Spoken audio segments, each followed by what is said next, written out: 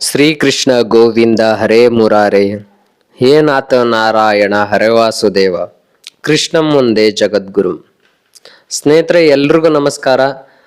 ಭಗವಂತನ ಆಶೀರ್ವಾದ ಹಾಗೂ ನಿಮ್ಮೆಲ್ಲರ ಪ್ರೋತ್ಸಾಹದಿಂದ ನನ್ನ ಮೊಟ್ಟ ಮೊದಲ ವಿಡಿಯೋ ಈಗಾಗಲೇ 4,000ಕ್ಕೂ ಹೆಚ್ಚು ವೀಕ್ಷಣೆ, 500ಕ್ಕೂ ಹೆಚ್ಚು ಲೈಕ್ಗಳು, 350ಕ್ಕೂ ಹೆಚ್ಚು ಜನ ಸಬ್ಸ್ಕ್ರೈಬರ್ ಈಗಾಗಲೇ ದೊರಕಿದ್ದಾರೆ. ತಮ್ಮೆಲ್ರಿಗೂ ತುಂಬ ಹೃದಯದ ಧನ್ಯವಾದಗಳು. ಇದೇ ರೀತಿ ನನಗೆ ಪ್ರೋತ್ಸಾಹ ಮಾಡ್ತಾ ಇರಿ. ಸದ್ಯಕ್ಕೆ ನನಗೆ ಗೊತ್ತಿರೋ ವಿಚಾರಗಳನ್ನ ನಿಮ್ಮ ಹತ್ರ ಹಂಚ್ಕೊತೀನಿ. ಮುಂದಿನ ದಿನಮಾನಗಳಲ್ಲಿ ಇನ್ನೂ ಹೆಚ್ಚಿನ ಬುದ್ಧಿ ಭಗವಂತ ಕೊಟ್ರೆ ಅದು ನೀವು ಹೇಳೋಂಥ ವಿಷಯಗಳ ಬಗ್ಗೆ ನಾನು ಚರ್ಚಿಸಿ ವಿಡಿಯೋಗಳನ್ನ ಮಾಡ್ತೀನಿ ಅಂತ ಈ ಮೂಲಕ ತಿಳಿಸ್ತಾ, ಸ್ನೇಹಿತರೆ, ಭಗವಂತ ಅನ್ನೋ ಉತ್ತರದ ಮೇಲೆ ಬಹಳಷ್ಟು ಜನಕ್ಕೆ ಪ್ರಶ್ನೆಗಳಿದೆ. ಭಗವಂತ ಎಲ್ಲಿದ್ದಾನೆ, ಯಾವ ರೂಪದಲ್ಲಿದ್ದಾನೆ, ಅವನು ಯಾಕೆ ನಮಗೆ ಕಷ್ಟ ಇದ್ದಾಗ ಸಹಾಯ ಮಾಡೋದಿಲ್ಲ, ಯಾಕೆ ಭಗವಂತನ ನಂಬಿರೋರ್ಗೆ ಕಷ್ಟಗಳು ಜಾಸ್ತಿ, ಒಳ್ಳೆಯವ್ರಿಗೆ ಕೆಟ್ಟದ್ದೇ ಆಗುತ್ತೆ, ಕೆಟ್ಟವ್ರು ಆರಾಮಾಗಿರ್ತಾರೆ, ಈ ಥರದ್ದು ಬಹಳಷ್ಟು ಜನಕ್ಕೆ ಪ್ರಶ್ನೆ ಸಹಜವಾಗಿ ಹುಟ್ಟಿರುತ್ತೆ. ಭಗವಂತ ಸರ್ವವ್ಯಾಪಿ, ಅವನನ್ನ ನಂಬಿದವ್ರಿಗೆ ಗೊತ್ತಿರುತ್ತೆ ಅವನು ಏನು ಅಂತ. ಕುದುರೆ ಸ್ಪರ್ಧೆಯಲ್ಲಿ ಕುದುರೆ ಸವಾರ ಕುದುರೆಗೆ ಚಾಟಿ ಏಟನ್ನ ಕೊಡ್ತಾ ಇರ್ತಾನೆ. ನೋಡೋರ್ಗೆ ಅದು ಹಿಂಸೆ ಅನಿಸುತ್ತೆ, ಆ ಕುದುರೆಗೂ ಹಿಂಸೆ ಅನಿಸುತ್ತೆ. ಆದ್ರೆ ಅವನ ಉದ್ದೇಶ ಏನಾಗಿರುತ್ತೆ ಅಂದ್ರೆ, ಕುದುರೆ ಆ ಕಡೆ ಈ ಕಡೆ ಹೋಗದೆ ಗುರಿ ನೇರವಾಗಿ ಹೋಗ್ಲಿ, ಎಲ್ಲಕ್ಕಿಂತ ಮುಂಚೆ ಕುದುರೆ ಹೋಗ್ಲಿ, ಜಯಶಾಲಿ ಆಗ್ಲಿ ಅನ್ನೋದೇ ಅವನ ಉದ್ದೇಶ ಆಗಿರುತ್ತೆ. ಇಲ್ಲಿ ಕುದುರೆ ಸ್ವತಃ ನಾವೇ, ಭಗವಂತನೇ ಸವಾರನಾಗಿರ್ತಾನೆ. ಅವನು ಕೊಡೋಂಥ ಚಾಟಿ ಏಟುಗಳು ಯಾವತ್ತು ನಮ್ಮನ್ನ ಗುರಿ ಕಡೆಗೇ ಹೋಗ್ಲಿ ಅನ್ನೋದೇ ಅವನ ಉದ್ದೇಶ, ಬೇರೆ ಯಾವುದೂ ಇಲ್ಲ. ಆ ಭಗವಂತನನ್ನ ಪರಿಪೂರ್ಣವಾಗಿ ನಂಬಿ ಕೆಲಸ ಮಾಡ್ತಿದ್ದಾನೆ ಅಂತ ಅಂದ್ರೆ, ಅವನು ಕೆಟ್ಟದ್ದಾದ್ರೆ ಭಗವಂತನಿಗೂ ಕೆಟ್ಟ ಹೆಸರು. ಭಗವಂತ ಯಾವಾಗ್ಲೂ ನಮ್ಮ ಸಹಾಯಕ್ಕೆ ಇದ್ದೇ ಇರ್ತಾನೆ. ನಾವು ಬೇವಿನ ಸಸಿಯನ್ನ ಇಟ್ಟು ಮಾವಿನ ಹಣ್ಣನ್ನ ಅಪೇಕ್ಷೆ ಪಡಬಾರ್ದು ಅಂತಾರಲ್ಲ, ಆ ತರ ಭಗವಂತನ ಮೇಲೆ ಪ್ರೀತಿ ಪ್ರೇಮ ಅನ್ನೋದು ಇಲ್ಲದೆ ಅವನನ್ನ ಯಾವಾಗ್ಲೂ ದೂಷಿಸೋದು ತಪ್ಪಾಗುತ್ತೆ.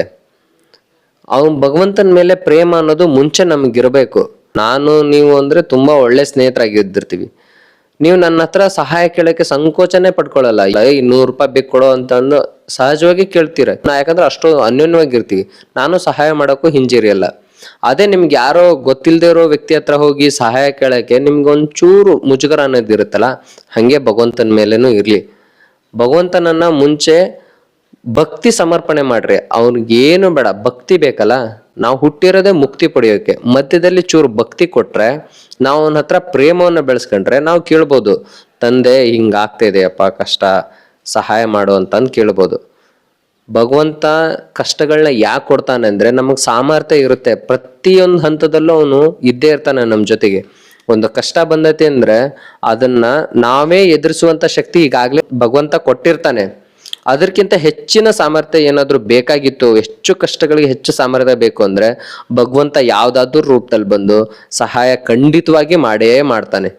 ಮೊದಲು ನಾವು ಸಂಕಟ ಬಂದಾಗ ವೆಂಕಟರಮಣ ಅನ್ನೋ ತರ ಇರೋದನ್ನ ಬಿಡ್ಬೇಕು. ಬರೀ ಕಷ್ಟಗಳೇ ಬಂದಾಗ ಹೆಂಗೆ, ನಾವು ದೇವರನ್ನ ಪ್ರತಿನಿತ್ಯ ಧ್ಯಾನ ಮಾಡ್ತಾ ಇದ್ರೆ, ಅವನು ಕರೆದಾಗ ನಮ್ಗೆ ಕಷ್ಟ ಅಂತ ಇದ್ದಾಗ ಖಂಡಿತ ಅವನು ಸಹಾಯಕ್ಕೆ ಬಂದೇ ಬರ್ತಾನೆ, ಯಾವ್ದಾದ್ರೂ ರೂಪದಲ್ಲಿ ಬಂದೇ ಬರ್ತಾನೆ. ಎಲ್ರಿಗೂ ಗೊತ್ತಿರೋ ಹಾಗೆ ನಮ್ ಜೀವನ ನೀರಿನ ಮೇಲೆ ಗುಳ್ಳೆ ಹಾಗೆ ಅಂತಂದು ಪ್ರತಿಯೊಬ್ಬರಿಗೂ ಗೊತ್ತು. ಯಾವಾಗ ಯಾವ ತರ ಆಗುತ್ತೆ ಅನ್ನೋದೇ ಗೊತ್ತಾಗಲ್ಲ. ಮುಂಚೆನೆ ಭಗವಂತ ಬರೆದಿಟ್ಬಿಟ್ಟಿದ್ದಾನೆ, ನಮ್ಮ ಜೀವನ ಹಿಂಗೆ ಇದೇ ತರ ಸಾಗ್ಬೇಕು ಅಂತ ಬರೆದಿಟ್ಬಿಟ್ಟಿದ್ದಾನೆ. ಅದನ್ನ ತಪ್ಸೋಕ್ಕಾಗಲ್ಲ. ಆದ್ರೆ ಭಗವಂತನ ನಾಮಸ್ಮರಣೆಯನ್ನ, ಭಗವಂತನ ನಾವು ಭಕ್ತಿಯಿಂದ ನಂಬಿದ್ಮೇಲೆ ಒಂಚೂರು ಮುಂದೆ ಹೋಗುತ್ತೆ. ಈಗ ನನಗೆ 25 ವರ್ಷಕ್ಕೆ ಈ ತರದ್ದು ಯಾವುದೋ ಒಂದು ಕೆಟ್ಟ ಘಟನೆ ಆಗ್ಬೇಕು ಅನ್ನೋದು ಇತ್ತು ಅಂದ್ರೆ, ನಾನು ಭಗವಂತನ ಧ್ಯಾನ ಮಾಡೋದ್ರಿಂದ 35 ವರ್ಷಕ್ಕೆ ಬರ್ಬೋದು. ಅದನ್ನ ತಪ್ಸೋಕ್ಕಾಗಲ್ಲ, ಅದನ್ನ ಮುಂದೂಡ್ಬೋದು. ಹಾಗೆ ಕಷ್ಟಗಳನ್ನ ಭಗವಂತನ ಧ್ಯಾನ ಮಾಡೋದ್ರಿಂದ ನಮ್ಮ ಕಷ್ಟಗಳು ಕಾರ್ಪಣ್ಯಗಳು ಒಂಚೂರು ಹಿಂದಕ್ಕೆ ಹೋಗ್ತಾ ಹೊರತು ಮುಂದಕ್ಕೆ ಬರಲ್ಲ. ನಮ್ಮ ಬಾಯಿ, ನಮ್ಮ ನಾಲ್ಗೆ, ನಮ್ಮ ಹಲ್ಲು, ನಾವೇ ಇಟ್ಕೊಂಡಂತ ಕೈತುತ್ತನ್ನ ಎಷ್ಟೋ ಸಾರಿ ಅನ್ನದಗಳ ಬದಲಾಗಿ ನಾವು ನಾಲ್ಗೆಯನ್ನ ಕಚ್ಕೊಂಡಿರ್ತೀವಿ. ಅಷ್ಟೊಂದು ಕ್ಷುಲ್ಲಕ ಜೀವನ ನಾವು ಬದುಕ್ತಾ ಇದ್ದೀವಿ. ಅದೆಲ್ಲ ಭಗವಂತ ನಿರ್ಣಯ ಮಾಡ್ಬಿಟ್ಟಿದ್ದಾನೆ. ನಮ್ಗೆ ಗೊತ್ತಿರುತ್ತಾ, ನಾವು ಅನ್ನ ಜಗಿಬೇಕು ಅನ್ನೋದು ಗೊತ್ತಿದ್ರು ನಾಲ್ಗೆಯನ್ನ ಕಡ್ಕೊಂತೀವಿ ಎಷ್ಟೋ ಬಾರಿ. ಅಷ್ಟು ಕ್ಷುಲ್ಲಕ ಜೀವನನ ನಾವು ನಡೆಸ್ತಾ ಇದೀವಿ. ಹಾಗಿದ್ಮೇಲೆ ಭಗವಂತನ ನಂಬಕ್ಕೆ ಯಾಕೆ ಹಿಂಜರಿತಾ ಇದೀವಿ? ಯಾರೋ ಒಬ್ರು ಆಕಸ್ಮಿಕ ಸಾವು ಅಂತಂದು ಏನಾದ್ರು ದೊರೆತಾಗ ನಾವೆಲ್ಲರೂ ಏನಂತ ಅನ್ಕೊಂತೀವಿ, ಜೀವನ ಹಿಂಗಲ್ಲ, ಜೀವನ ಶಾಶ್ವತವಲ್ಗೆ ಅಂತ ಅನ್ಕೊಂತೀವಿ.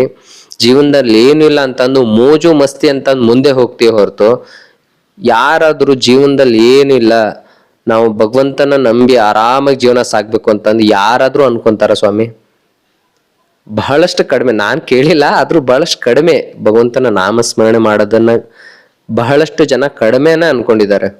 ಭಗವದ್ಗೀತೆಯಲ್ಲಿ ಈಗಾಗ್ಲೇ ಕೃಷ್ಣ ಹೇಳ್ಬಿಟ್ಟಿದ್ದಾನೆ, ಆದುದೆಲ್ಲ ಒಳ್ಳೆಯದಕ್ಕೆ ಆಗಿದೆ, ಆಗುವುದೆಲ್ಲೂ ಒಳ್ಳೆಯದೂ ಆಗುತ್ತಿದೆ, ಆಗಲಿರುವುದು ಸಹ ಒಳ್ಳೆಯದೇ ಆಗಲಿದೆ.